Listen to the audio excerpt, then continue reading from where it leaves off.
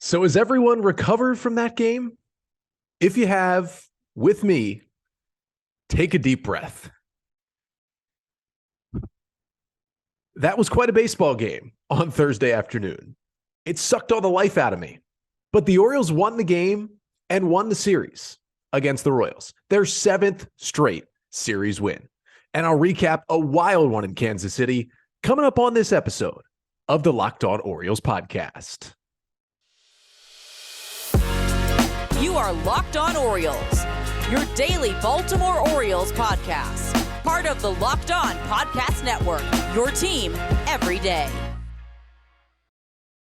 Hey there, Orioles fans. Today is Friday, May 5th, 2023, and welcome back into the Locked On Orioles podcast, part of the Locked On Podcast Network, your team every day. As always, I'm your host, Connor Newcomb, and coming up on today's episode, we are going to recap quite possibly the wackiest game of the year for the Orioles, as in a back and forth affair, they defeat the Royals 13-10 to win the series and win their seventh straight series at that. I'll get you the 5 things you need to know from the game, talk a little bit about just the weirdness of this game and how it made me feel as a fan, and then we'll do a little Bullpen Trust Power Rankings and finish it off by previewing a very fun series coming up between the Orioles and the Braves. But that's all coming up on this episode of the Locked On Orioles podcast, which is sponsored by BetterHelp.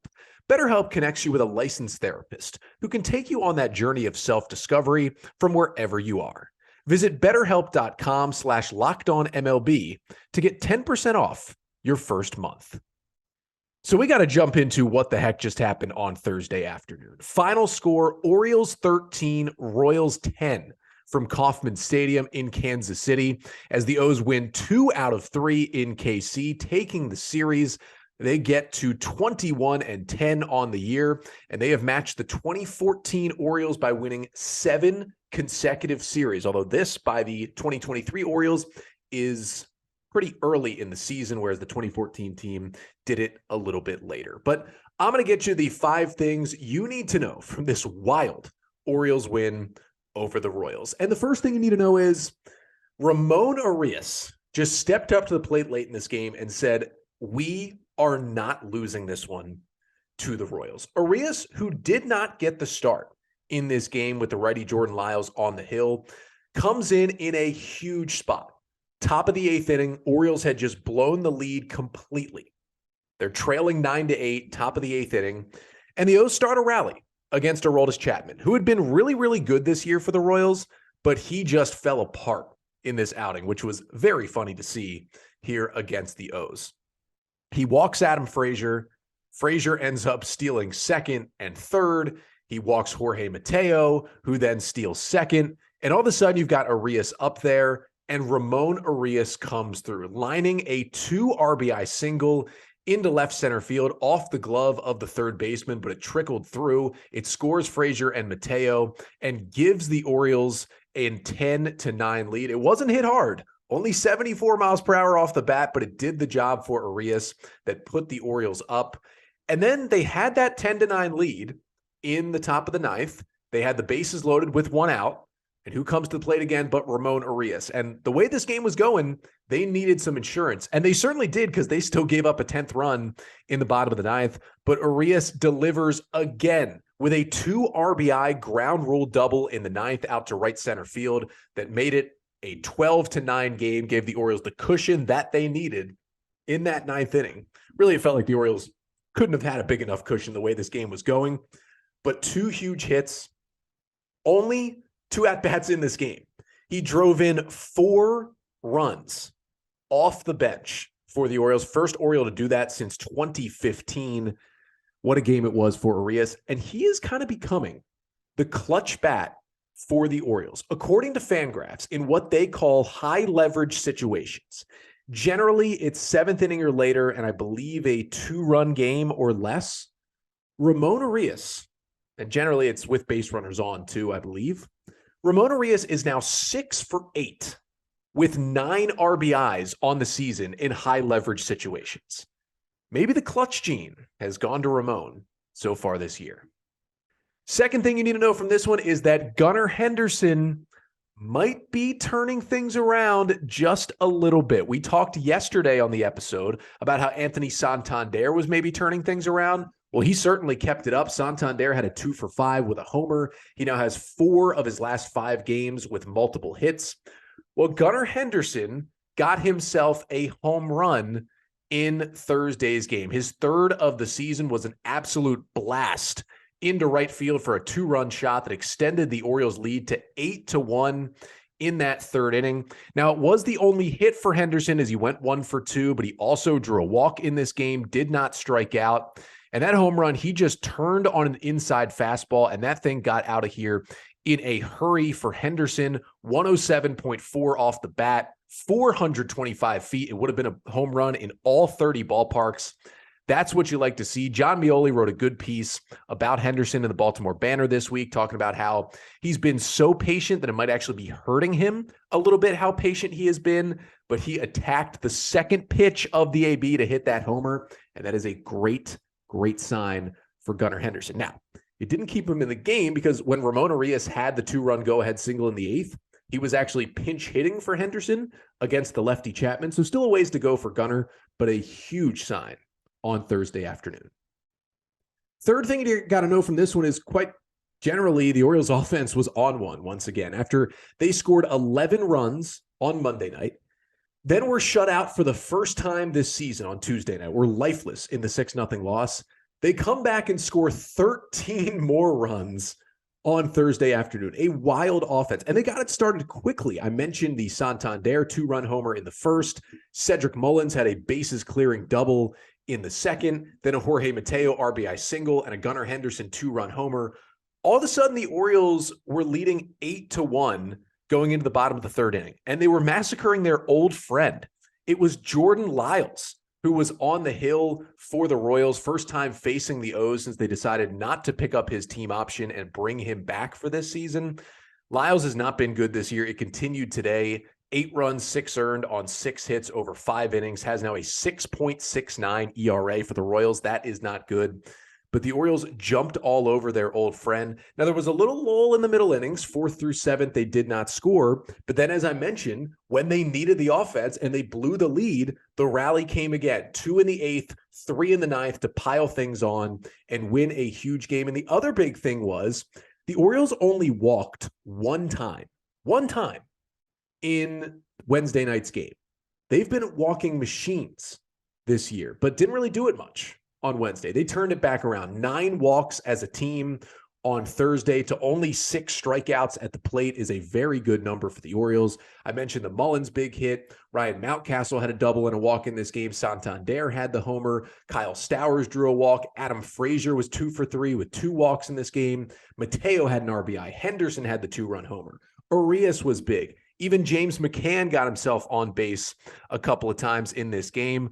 Really, the only guy who didn't do much was Adley Rutschman, who had an 0 for 5, but he still had a walk and still got on base at least once in this game. Fourth thing you need to know from this one is that on the pitching side, it was not good for the Orioles. Despite how good the offense was, they got clobbered again by the Royals bats, who came into this series averaging just 3.3 runs per game. That was the lowest in all of Major League Baseball. And yet the Royals scored 7, 6, and then 10 runs on 16 hits in Thursday's game. That was a little concerning. Now the Orioles, they issued 6 walks. That's not a terrible number in 9 innings, but still not great. And really, Grayson Rodriguez was the main culprit here. He was not good in this start, and this was easily the worst start of Grayson Rodriguez's career. He lasts only 3 2/3 innings, allowing 6 runs on 8 hits, struck out 3, walked 1, and allowed 3 home runs in 77 pitches. There were 8 hard hit balls against Rodriguez. And he had some swing and miss stuff early. I mean, the first inning, right, has been his huge issue this year. He dominated in the first inning in this one. He looked good. Then he gave up a run in the second, but got through it pretty cleanly. And then the third inning just fell apart on him. He gives up a leadoff homer to Freddie Fermin, who apparently is a Rookie of the Year candidate now. Just got called up and goes 3 for 4 in this game with a triple, a homer, a walk, and 2 RBIs. Then he gives up a 2-run shot to Salvador Perez in that inning. Then he comes back out in the fourth and gives up another couple of runs, gives up a homer to Kyle Isbell. Fermin triples, ends up coming in to score later in the inning. It was just not good for Rodriguez. And now he was much better than Kyle Gibson was, at least in terms of swing and miss on Wednesday night when Gibson also gave up 6 runs. But it still wasn't pleasant. I mean, Rodriguez only had 6 whiffs, 4 on his fastball. His changeup, which has been his great pitch over the last couple of weeks, 0 whiffs on the change. It just was not there. The cutter was a little better, but he really didn't have his off-speed stuff. He didn't have his slider. He didn't have his curveball. He threw 9 breaking balls out of 77 pitches. He just didn't have the feel. The changeup wasn't there. And that was the issue. The fastball can only be so good. And he was 95 to 98 with that pitch, but it just wasn't enough. He was getting hit hard, and I mean hard, in this game. Some of those home runs were rockets out of a big ballpark in Kansas City. A little concerning that it happened against such a bad offense, but I will say all the O's pitchers did not look good against this offense this week. Orioles starters in this series: Tyler Wells, Kyle Gibson, Grayson Rodriguez. I think you could agree that coming into this series, at least right now, you would credit those 3 as being the Orioles' 3 best starters right now. Kramer struggled and Bradish has struggled recently. Those 3 guys combined to give up 16 earned runs in only 16 2/3 innings. That was an 8.82 ERA for Orioles starters. Now, luckily, the offense and the bullpen did enough to win the series, but it's very similar to that Oakland series back in Baltimore, where the O's did win 3 of 4, and their starters were somehow horrible against a terrible offense. They just kind of got enough hitting and bullpen depth. But something to be aware of. I have confidence Grayson will bounce back. This was just a tough start in this one. Cionel Pérez, shaky again. Brian Baker didn't look good for the first time. Danny Coulombe gave up multiple earned runs for the first time. Shaky day for the Orioles pitching. But the 5th and final thing you need to know is that, once again, who else but Yennier Cano saved the day in this one? After Danny Coulombe had allowed the Royals to tie the game in the bottom of the 7th inning, left with runners on first and second and nobody out. And this was after Coulombe had gotten big punch outs in the 6th inning to keep the O's in the lead. Cano comes in. Now, he does give up a very fluky, just end of the bat, reach out there and poke it, go ahead RBI single to Bobby Witt, but that run was not charged to him. Cano then comes back. He finishes off the 7th, keeps it a 9-8 game. Orioles take the lead. Then Cano goes 1-2-3 in the 8th, ends up going 2 innings, 1 hit, no runs, 3 Ks, no walks, 32 pitches. Still has not allowed a run in 14 innings of work this year. Yennier Cano continues to be just magnificent. 5 whiffs in this one. Didn't have his best stuff, but was still good. And then the Orioles turn it over to Félix Bautista, who once again looked really, really shaky. It wasn't a save situation. It was a 13-9 game, but Bautista hadn't pitched since Sunday, so they wanted to get him into this game. I didn't love what I saw once again. He had no command of anything. Ends up giving up a run on a hit, 3 Ks and 2 walks, but it took him 32 pitches. He had no fastball command whatsoever. The changeup, he found it by the end of the inning. That was how he struck out Bobby Witt and struck out Hunter Dozier to end the game, which was huge, but he had no changeup command early in the inning, had to go to the slider a couple of times. It was scary to watch, but Bautista did get it done. But it raises the question right now. I don't think it's going to happen now. Would the Orioles consider a role change here? Cano's not letting anybody on, and Bautista's struggling a little bit. Could a flip-flop Cano into the closer role just temporarily, allow Bautista to pitch in some less high-leverage spots and kind of find that command, find that release point again? It's something the Orioles could consider. But this was just one of the wildest games I've ever seen. And I tried to recap it as well as I could right there, but I think I need another segment to really roll through what happened in this game. So coming up next, I'm going to talk more about this one, why it was so crazy, how it made me feel, how it may have made you feel as a fan, and what this Orioles season is going to be like if they have more and more games like this. But first, this episode of the Locked On Orioles podcast is brought to you by RocketMoney. Think about this right now. Do you know how much your subscriptions really cost with how many things you're subscribed to?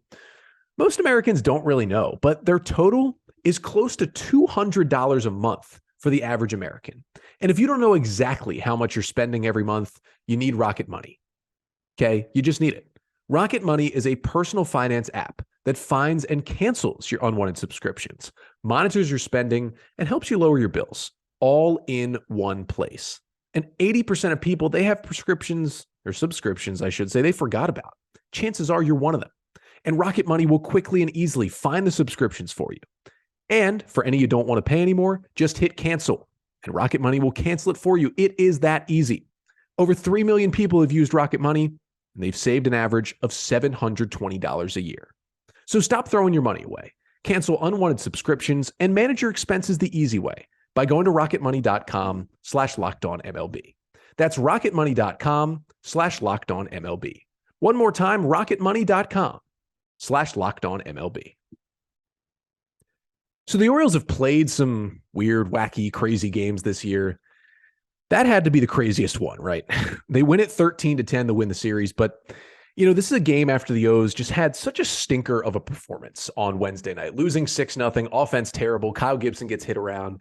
You just feel like, okay, you're playing a terrible Kansas City team. They've got 8 wins. You got to come back and win this series. You got Grayson Rodriguez on the hill, who came into this start with 14 consecutive scoreless innings. You're feeling good.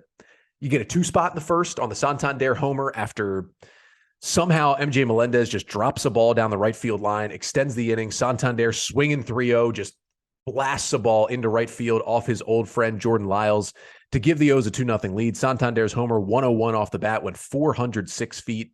Would have been a home run in every ballpark in baseball, according to StatCast. And then Rodriguez looked strong and got a quick 0 in the bottom of the first. Then you go to the second, you load the bases. Cedric Mullins rips one off the wall in right center field. It scores all 3 runners. He mashes that ball 104 off the wall. It's all of a sudden 5-1, and you're 5-0. Yeah, Grayson gives up a run in the second, but that's okay. You have the big inning in the third. You got Gunnar's 2-run homer. It's 8-1 heading into the bottom of the third, and Rodriguez is looking solid. You're feeling like, okay, you get Rodriguez through 5. You go to the lesser bullpen guys. You win the game. You get a blowout win. You win your series. Well, Grayson fell apart. All of a sudden, it was 8-4. Then it was 8-6. Then it was 8-7. And, I thought it was going to fall apart in the 6th. Brian Baker looked terrible. He loaded the bases, got only 1 out. He walked 2 batters. And then Danny Coulombe comes in and strikes out back-to-back guys to keep the O's up 8-7 and strand the bases loaded in the 6th. And you're thinking, all right, we got to the good guys. Coulombe, he's been great. And then he falls apart in the 7th, gives up 2 runs. And all of a sudden it's 9-8. And then the Orioles just battle back against Chapman. They get 2 in the 8th. Then they just load the bases again in the 9th, get 3 more.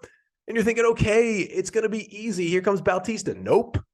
Bautista walks a couple of guys. Tying run comes to the plate in the form of 2 different batters, Bobby Witt Jr. and Hunter Dozier, who both have big power and have both hit the Orioles extremely well in their careers. Luckily, Bautista found the splitter to those 2 guys, struck them both out with it and ended the game. But the emotional roller coaster that we went on this game, you just had these plays in this game where the Royals are hitting all these homers, and you have Cedric Mullins just kind of drop that fly ball in the 6th inning. It was hard. And the O's, they get it done, right? They win their 7th straight series, and they finish up this 22-game stretch that I've talked about a lot here on this podcast, 22 consecutive games against what I would consider kind of bad teams. Right now, it turns out the Red Sox are playing better. They were in this stretch. The Red Sox are now 4 games above 500, but the O's still won that series. But in this 22-game stretch against teams when it started were either at or below 500, I talked about how if you're the O's, if you can go 14-8 at the least, that puts you in a good spot. Maybe if you can get to 15-7. The Orioles go 17-5 in this 22-game stretch. They win all the series during the stretch, 17-5, and they are now 21-10. Now, the Rays are playing at a ridiculous pace, and they're still 4.5 games behind the Rays. But the Orioles are kind of solidly in second place right now. Blue Jays haven't been playing well recently. Yankees haven't been playing very well recently.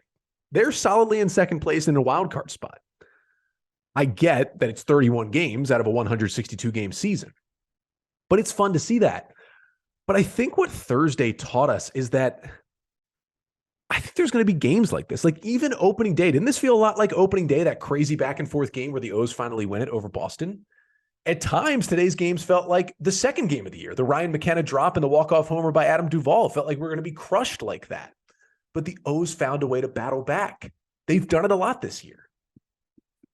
I don't know if I can handle many more games like this because I don't know about you all, but I was exhausted. The moment this game ended, the moment Bautista got Hunter Dozier to chase strike 3 on a splitter in the dirt to end the game, and he was representing the tying run at the plate and he struck him out, I was sitting already. I just kind of like slumped down on the couch. Like I didn't move for a little bit. I was literally exhausted by this baseball game. And you know what? The Orioles pitching has gone in waves. Their starters were not good in this series. They've been a little better. Their bullpen was bad early. It's been dominant lately. It was not good, I'll tell you that, except for Cano on Thursday, but it's been generally good. The offense has been generally good. I know they were terrible Wednesday, but that is an unhinged team. If any of you out there like me are big University of Maryland baseball fans, and I've talked about them a little bit here on this podcast, but that's the way I've gotten used to watching them play baseball over the last 3 years. They have one of the best lineups in the country. They have a couple of pretty good starting pitchers, but they don't pitch super deep into games. And then they essentially have no bullpen, like literally no bullpen. So Maryland wins these back and forth games like 11-8 all the time. And it wears on you, but I kind of expect it every time the Terps take the field. In Major League Baseball, it's a little bit different. I don't necessarily expect it every time. And the O's aren't going to play games like this every time. But I say this just to say, like, it was exhausting, but maybe expect it to happen more because the starting pitching is shaky. And although the bullpens looked good, there's still a lot of unproven arms in there. And maybe it gets better when Tate and Givens come back. But this offense can just get hot at any time and can come back at any time. And the O's are never out of a game. That's the big part. The flip side is it feels like the O's are never going to run away with a game, but they're also never out of a game. That makes for a heart-wrenching season. But it could also make for a season that gets this team to the postseason. Now, I don't think this roster is ready to really advance in the playoffs right now and be a legitimate threat, but they're good enough to get to the playoffs. And if it means I have to endure games like this, I might not be okay with it in the moment because I was stressed, I was angry, I was upset, I was elated, I was sad. I felt every emotion during Thursday's game. But I'll get through it and you'll get through it if this means this could be a playoff team this season. But, you know, because that game was so wild, it's funny, you know, the bullpen definitely played a part in that game kind of getting out of hand because they weren't nearly as locked down as they've been recently. So to end the week here, wanted to do my third edition of the Bullpen Trust Power Rankings for the Orioles. Haven't done one of these since the bullpen got really good again. So where do I place the current 8 Orioles relievers? I'll tell you that coming up after this. But first, this episode of the Locked On Orioles podcast is brought to you by BetterHelp. It can be so easy to get caught up in what everyone else needs from you, and you never take a moment to think about what you need from yourself. When we spend all of our time giving, it can leave us feeling stretched thin and burned out. Well, therapy can give you the tools to find more balance in your life so you can keep supporting others without leaving yourself behind. Therapy's helped me out. It can help you too as well. If you're thinking of starting therapy, give BetterHelp a try. It's entirely online, designed to be convenient, flexible, and suited to your schedule. So just fill out a brief questionnaire, get matched with a licensed therapist, and you can switch your therapist at any time for no charge. They make it super easy. So to find more balance, find it with BetterHelp. Visit BetterHelp.com/LockedOnMLB to get 10% off your first month. That's BetterHelp, HELP.com/LockedOnMLB.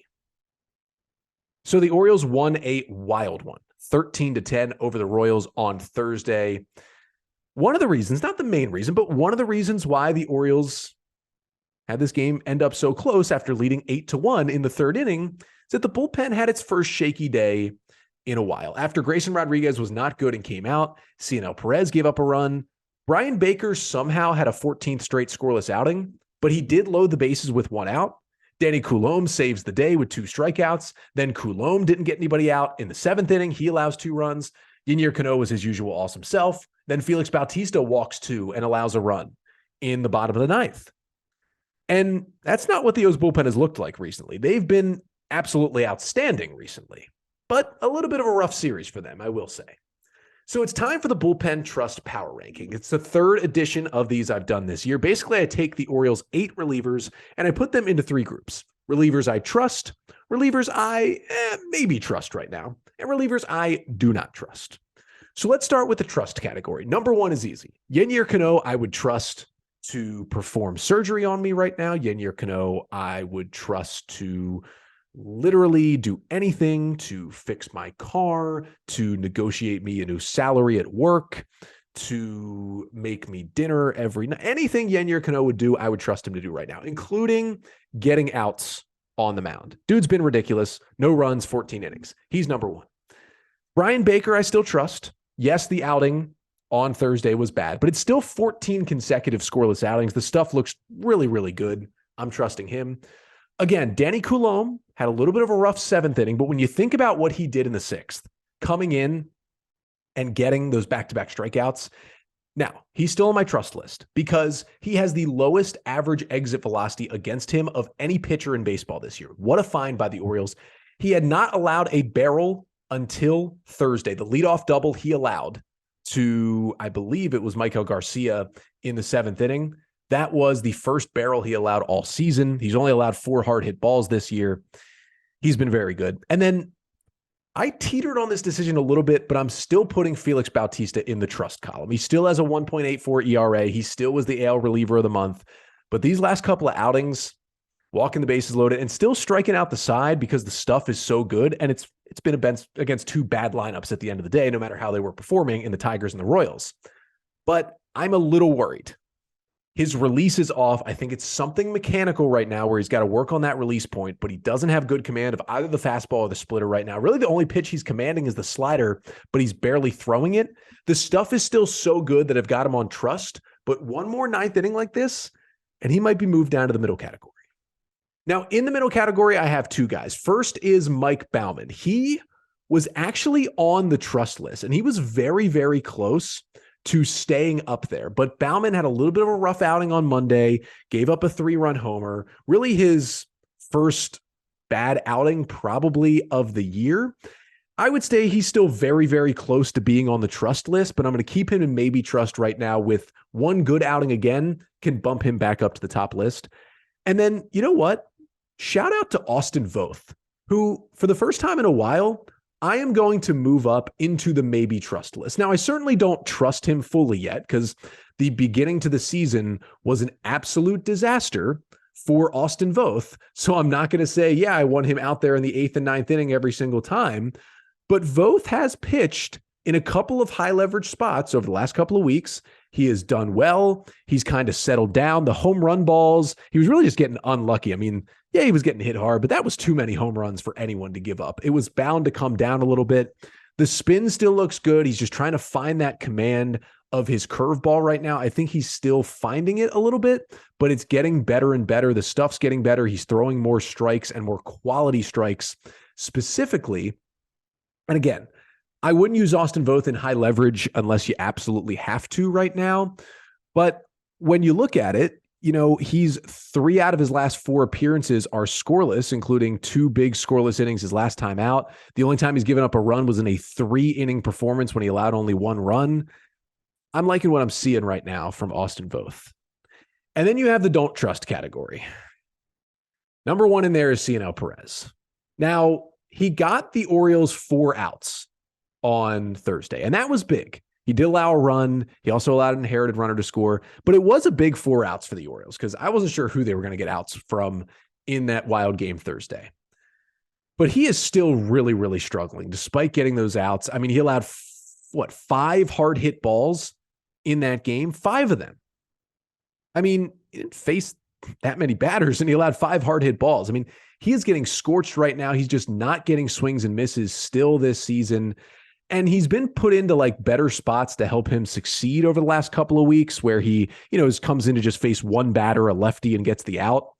But he's certainly not a high leverage guy. I mean, he's pitching in like the 4th, 5th, and 6th innings right now. I do not trust him.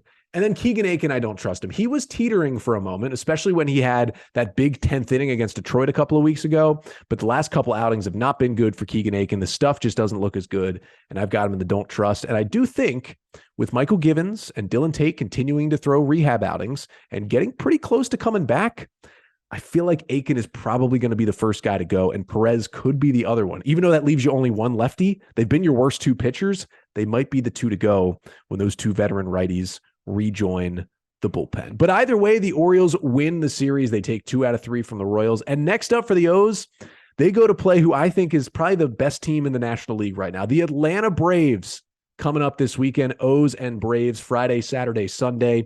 Tonight's matchup at 7:20 Eastern time. Dean Kramer trying to turn things back around. He goes up against Max Fried, who casually has a .45 ERA on the season, was just on the IL for a bit, but he is back. Braves 22-10, playing some amazing baseball. 7:15 start on Saturday night. Kyle Bradish will look to turn things around, and he'll go against the guy who might be a Cy Young leader right now, Spencer Strider. That game's going to be nationally on Fox on Saturday night. Probably Joe Davis on the call. That's going to be fun. And then it's Tyler Wells on Sunday, looking to bounce back a bit. He'll go up against Bryce Elder, the young righty for the Braves, who somehow, some way has a 1.75 ERA. Pretty much everybody is getting outs for the Braves staff. That game is also going to be a national game broadcast on NBC and Peacock. So a fun weekend this weekend to see the O's, national TV, national audience, national broadcasters, see what they can do on the road in Truist Park against a great team, a World Series contender in the Atlanta Braves. And then I'll be back with you on Monday, recapping the entire weekend of Orioles baseball. But until then, I'm Connor Newcomb, and this has been the Locked On Orioles podcast, part of the Locked On Podcast Network. Your team every day.